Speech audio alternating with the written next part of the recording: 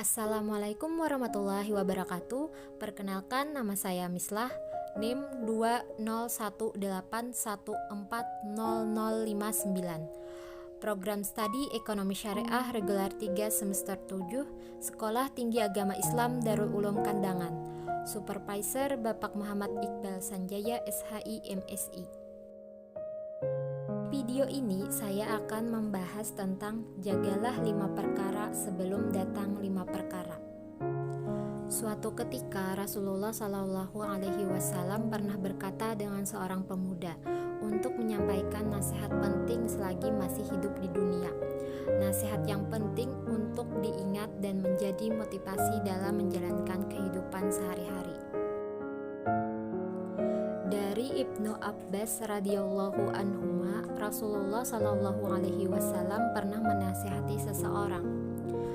Dari Amru bin Maimun bin Mahran, sesungguhnya Nabi Muhammad Shallallahu Alaihi Wasallam berkata kepada seorang pemuda dan menasihatinya, jagalah 5 hal sebelum 5 hal. Pertama, mudamu sebelum datang masa tuamu. Kedua, sehatmu sebelum datang masa sakitmu. Ketiga, waktu luangmu sebelum datang waktu sibukmu. Keempat, kayamu sebelum miskinmu. Kelima, hidupmu sebelum matimu. Pertama, jagalah mudamu sebelum datang masa tuamu. Masa muda adalah masa-masa di mana usia paling produktif bagi setiap orang. Apalagi dengan fisiknya yang segar bugar tentu semakin produktif. Oleh karena itu, selagi masa muda harus banyak dimanfaatkan untuk kegiatan yang bermanfaat. Perbanyak melakukan kebaikan dan beramal soleh, karena ketika datang masa tua, segala aktivitas kita akan terbatas dengan fisik kita yang mulai lemah. Kedua, jagalah sehatmu sebelum datang sakitmu. Nikmat sehat adalah salah satu nikmat yang sangat besar yang Allah Subhanahu wa Ta'ala berikan kepada kita. Karena ketika kita sakit, menjadi keterbatasan kita untuk beraktivitas sehari-hari. Perbanyak makan makanan yang bergizi, serta cukupkan olahraga untuk menjaga imun kita tetap kuat. Karena jika kita sakit, kita pun tidak bisa apa-apa. Jadi jagalah sehatmu untuk beramal kebaikan sebelum datang sakitmu. Ketiga, jagalah waktu luangmu sebelum datang waktu sempitmu. Waktu luang sangat berharga. Ketika kita disibukkan dengan hal pekerjaan misalnya, tentu kita akan mengesampingkan segala urusan lain seperti keluarga, teman, dan hal lainnya hingga pekerjaan kita selesai. Bahkan terkadang terlalu sibuk dengan pekerjaannya hingga tidak ada waktu sama sekali untuk sekedar menunaikan kewajiban beribadah. Maka, selagi kita punya waktu luang, semaksimal mungkin memanfaatkan waktu luang tersebut untuk aktivitas yang bermanfaat. Perbanyak amalan ibadah, amalan kebaikan, seperti menolong orang lain yang membutuhkan, atau melakukan hal-hal yang sekiranya bermanfaat. Keempat, jagalah kayamu sebelum miskinmu.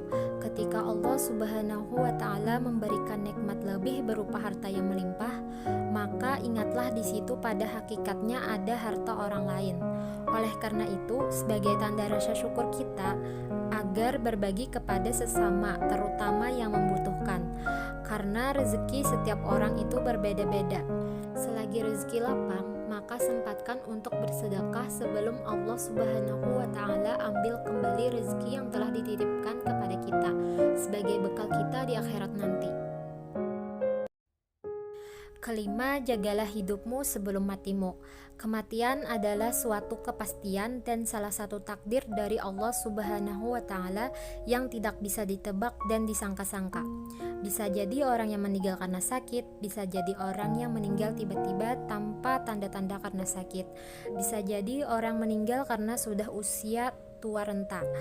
Bisa jadi pula orang yang masih usia belia Allah Subhanahu wa Ta'ala sudah panggil. Karena itu, selagi kita masih diberikan kesempatan hidup, perbanyak amalan-amalan kebaikan sebelum datang waktu kematian kita. Saling bantu-membantu sesama di lingkungan masyarakat maupun di lingkungan kerja agar kita menjadi orang yang bermanfaat. Itulah itulah 5 nasihat yang perlu kita jadikan pegangan dalam menjalankan kehidupan sehari-hari. Semoga Allah Subhanahu wa Ta'ala menjaga kita untuk selalu istiqamah dalam kebaikan, dan kita doakan saudara-saudara kita yang sedang sakit agar segera diberikan kesembuhan, diangkat penyakitnya oleh Allah Subhanahu wa Ta'ala agar sehat kembali dan bisa melaksanakan aktivitasnya seperti biasa. Mungkin itu saja yang dapat saya sampaikan, semoga bermanfaat. Jangan lupa like, komen, share, dan subscribe ya teman-teman. Wassalamualaikum warahmatullahi wabarakatuh.